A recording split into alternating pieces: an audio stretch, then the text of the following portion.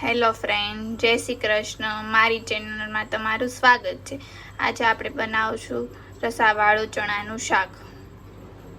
તો ચાલો બનાવીએ. આપણે ચણાનું શાક બનાવવા માટે સૌપ્રથમ આપણે ચણાને પલાળી દેવાના.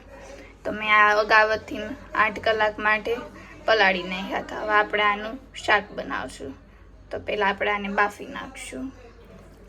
આપણે જે પાણીથી પલાળ્યા હતા એ જ પાણી રહેવા દેશું અને બાફવા મૂકવાના હોવાથી આપણે આમાં 1 ગ્લાસ વધારે પાણી ઉમેરી દઈશું. હવે આપણે આમાં 1 ચમચી મીઠું નાખી દઈશું. હવે આપણે આને કુકર બંધ કરીને બાફવા મૂકી દઈશું. જોઈ શકો છો આપણે ચણા બાફવા મૂકી દીધા છે. હવે આપણે આને 2 વિસલ થાય ત્યાં સુધી રહેવા દઈશું. જોઈ શકો છો આપણા ચણા સારી રીતે બફાઈ ગયા છે.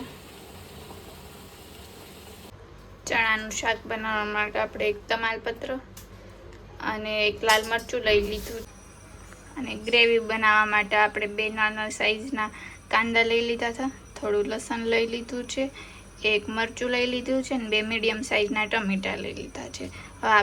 હવે આપણે આ બધું વસ્તુ ગ્રાઇન્ડ કરી નાખશું.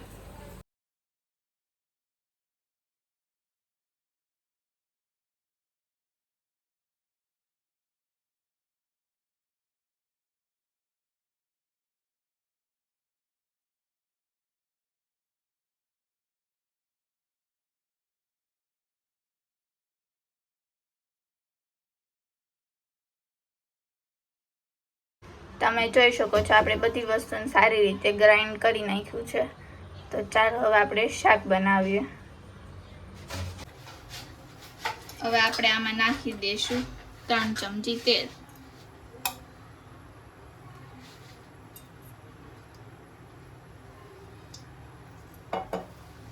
તેલ ગરમ થવા દઈશું આપણે.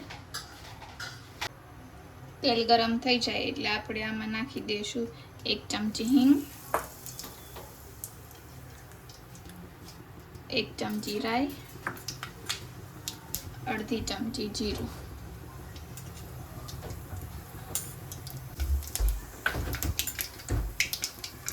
હવે આપણે આમાં નાખી દઈશું જે આપણે ગ્રેવી કરી હતી એ આપણે નાખી દઈશું.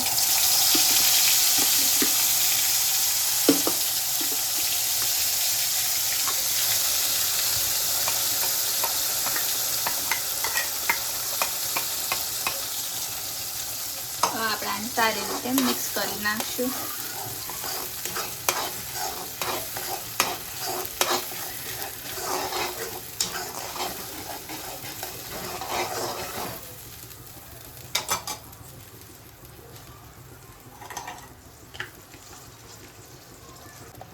હવે આપણે ગ્રેવીને સારી રીતે સાતળવા દઈશું.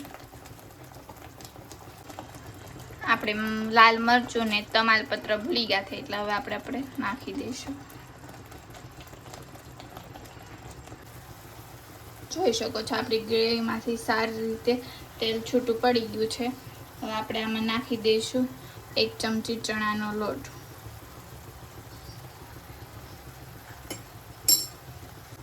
હવે આપણે આને મિક્સ કરી નાખશું. આપણે ચણાનો લોટ કાચો ન રહે આની સાથે જ આપણે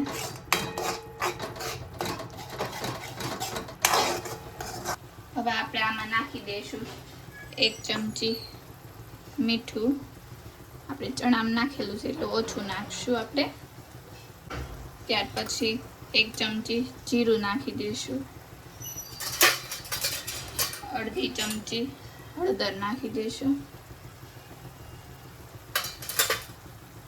પછી આપણે 2 ચમચી લાલ મરચું નાખી દઈશું. આપણે લીલું ઓછું 1 જ નાખ્યું હતું એટલે લાલ મરચું વધારે નાખ્યું છે. હવે સારી રીતે મિક્સ કરી લઈશું.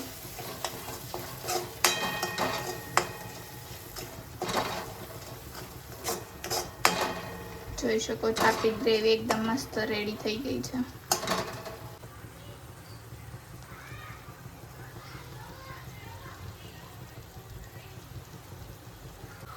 હવે આપણે આમાં ચણા નાખી દઈશું. ચણાનું જે પાણી આપણે બાફવા મૂક્યું હતું એ સાથે આપણે ચણા નાખી દઈશું. છે અને આપણે સારી રીતે મિક્સ કરી નાખશું. હવે આપણે આને 2 મિનિટ સુધી સાતળવા દઈશું. આપણે આમાં લીંબુ નહીં નાખીએ, ટમેટા નાખેલા છે એટલે ખટાશ આવી ગયેલી હોય એટલે આપણે લીંબુ આમાં નથી નાખવાના. જોઈ શકો છો આપણું રસાવાળું શાક રેડી થઈ ગયું છે. આપણે આમાં નાખી દઈશું ધાણા.